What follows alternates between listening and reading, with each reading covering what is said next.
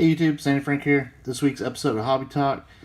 I want to talk about this subject. It's been kind of in the news a lot for the last few weeks. And I just haven't had a chance to address it on Hobby Talk because there have been so many other things that have been going on that I wanted to talk about.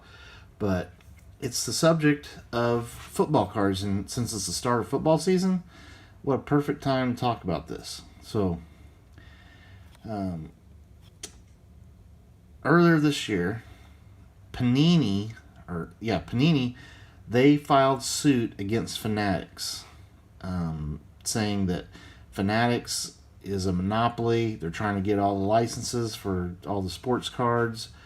At that time, Fanatics, of course, they own Topps, so they have the rights to make baseball cards, and they in like a couple years they will have the rights to NFL football cards and the NFL logos, and also so the NFL Players Association rights, which allows you to put like the images of the players and the names, and the team logos. They don't really show team logos on there, but like Kansas City Chiefs, you know how it says that? You got the Patriots with the Patriots logos and stuff. At the time when this happened, Panini still had the rights to the NFL till 2026, I think, and they had the rights to the NBA till 2025. Now, Fanatics bought those rights, so once 2026 hits, Fanatics will have all the rights to football, all the rights to baseball, and in 2025 they'll have all the rights to basketball. So that's why Panini was suing them, saying, hey, this is a monopoly on the sports card market. Now, hockey has a deal with Upper Deck. So that's one sport that Fanatics will not control.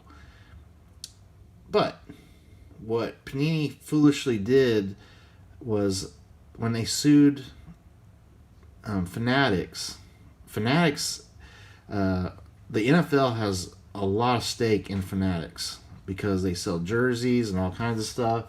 And the NFL did not like, the NFL Players Association did not like that Panini was suing Fanatics at all. And they immediately terminated the Players Association agreement with Panini, which means that technically, and they gave it to Fanatics, which means Fanatics now owns the players' rights. So Fanatics can make cards with like Jabril Peppers' image on it and name, but Panini still owns the NFL license, which gives them the right to put the team names and logos. So, as of right now, Fanatics can make NFL football cards, but they're basically like Panini baseball cards have been, where they have the players and they can put like a generic name, like instead of Browns, they can just say Cleveland, and they can't show any team logos on the players. That's like how Panini baseball has been for a while. But Panini, they cannot put players' images on football cards, which means they have the players' logos or the team's logos. They can make cards that have the Browns logo, the team names and stuff, the NFL shield, all that stuff, but they can't put players that are in the Players Association images or names on the cards. What a mess for Panini. Now, Fanatics is well known now for making big power plays in the football world, or in the sports card world. So, maybe they'll do like they do with Topps, where Topps was going to lose all their licenses and not be able to make baseball cards, so that the Topps stock prices tanked, and and Fanatics just swooped in and bought Topps for pennies on the dollar. And now, of course, Topps is owned by Fanatics, and they still make baseball cards. are they trying the same power play with Panini, where Panini won't be able to make, football cards, and their stock prices start plummeting because they make a lot of money off of NFL football cards. And they've actually done really good jobs with the Panini brands, I think. Those are nice looking cards, these Panini football cards. But those days are done. They cannot do it now. Will that mean their stock prices go down and Fanatics just can swoop in and buy a Panini for pennies on the dollar? I guess we're going to have to see if that strategy pays off and works out. But it makes an interesting situation for 2023 football cards. There can be a Topps Chrome 2023 football card with the players on it, but it can't have the logos. So they can do rookie cards and stuff like that. We haven't seen any Fanatics NFL football cards yet, but technically they can do that right now.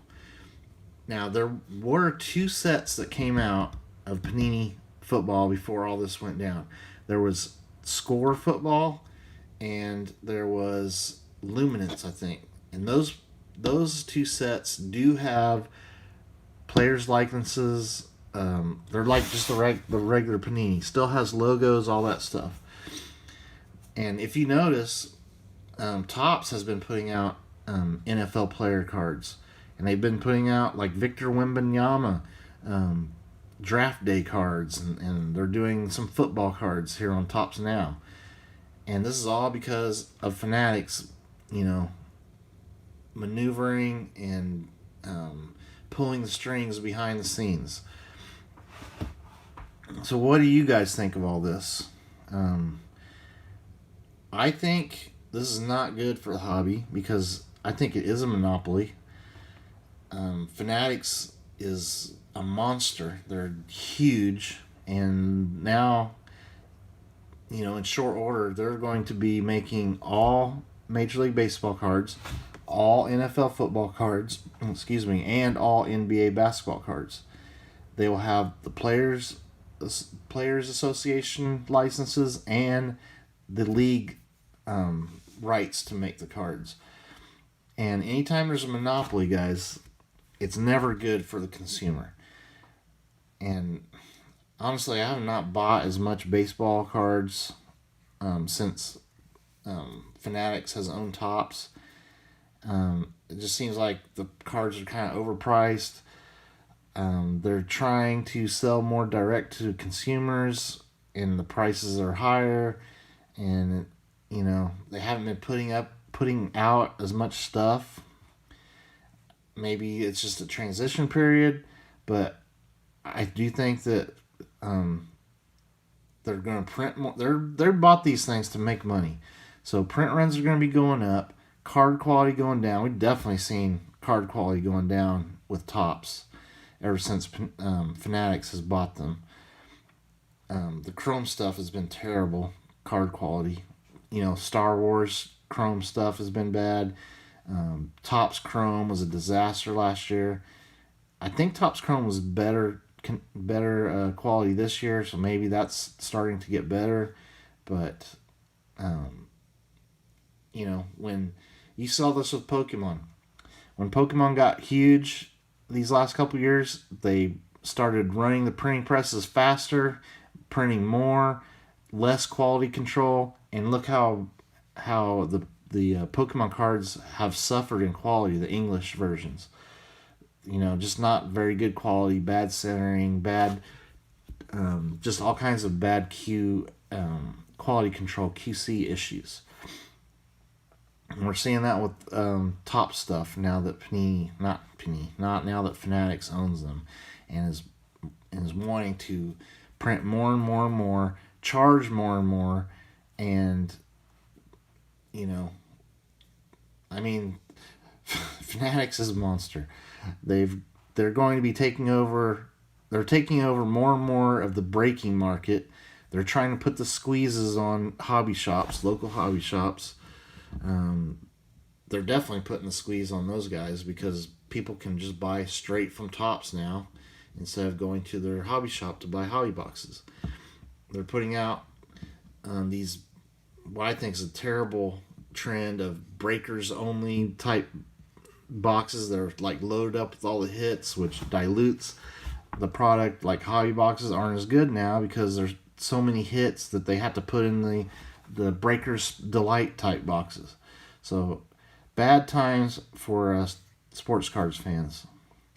But it is also very interesting and some really crazy stuff going on behind the scenes. And I want to know what you guys think of this Fanatics versus Panini situation. Who's going to win? I definitely would think if anybody's going to win this, it's going to be Fanatics, because they can just swallow up Panini, and they can outlast Panini in any kind of litigation. And it's, I hate to say it, but I think dark times are coming ahead for football cards. Especially, what if there's no? Are you kidding me? If there's only a score set and a luminance set that has actual logos and players' images on the cards this year, man, what a mess is coming for 2023 football. Anyway, thank you for watching. Stay tuned for more videos. Please, guys, put in the comments what do you think of this situation, and stay tuned for more videos later.